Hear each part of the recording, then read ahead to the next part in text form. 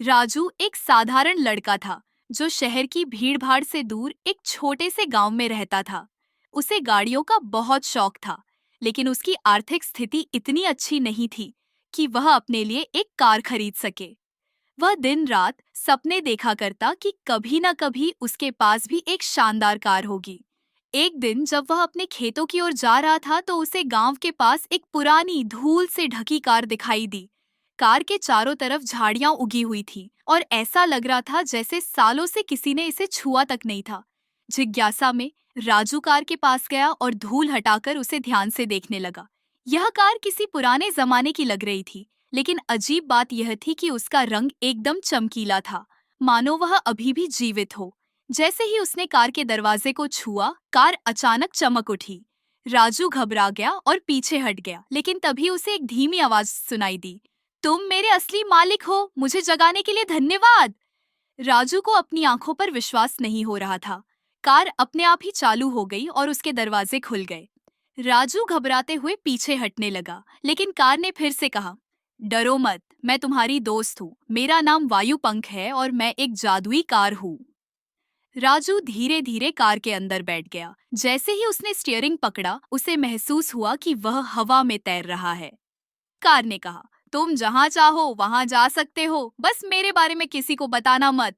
राजू ने संकोच से कहा, क्या तुम सच में उड़ सकती हो? कार हंसते हुए बोली, हाँ देखो।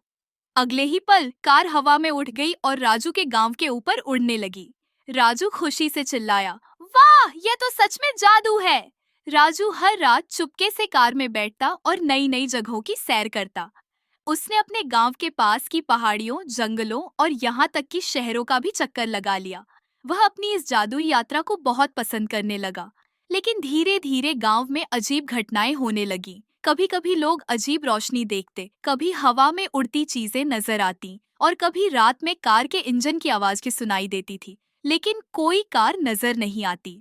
गांव के लोग डर गए कि उनके गांव में कोई भूत या रहस्यमयी शक्ति आ गई है। गांव के मुखिया ने सभी को इकट्ठा करके कहा, हमें इस रहस्य को सुलझाना होगा। कोई न कोई गांव में छिपकर कुछ कर रहा है। राजू यह सब सुनकर डर गया। उसे लगा कि कहीं लोग उसकी जादुई कार के बारे में न जान जाए। एक दिन राजू ने अपने दोस्त रमेश को अपनी कार के बारे में बता दिया। पहले तो रमेश को यकीन नहीं हुआ, लेकिन जब उसने अपनी आंखों से कार को हवा में उड़ते देखा तो वह चौंक गया। रमेश लालची था। उसने सोचा, अगर मेरे पास यह कार आ जाए तो मैं अमीर बन सकता हूँ। रमेश ने गांव के कुछ लोगों को इकट्ठा किया और सबको बताया, राजू के पास एक जादुई कार है, हमें उसे पकड़ लेना चाहिए। रात को जब राजू कार में बैठकर उड़ने जा रहा था, तभी गांव के कुछ लोगों ने उसे घेर लिया। वे डंडे और मशाले लेकर खड़े थे। गांव के मुखिया ने गुस्से में कहा, तो यह सब तुम कर रहे थे राजू?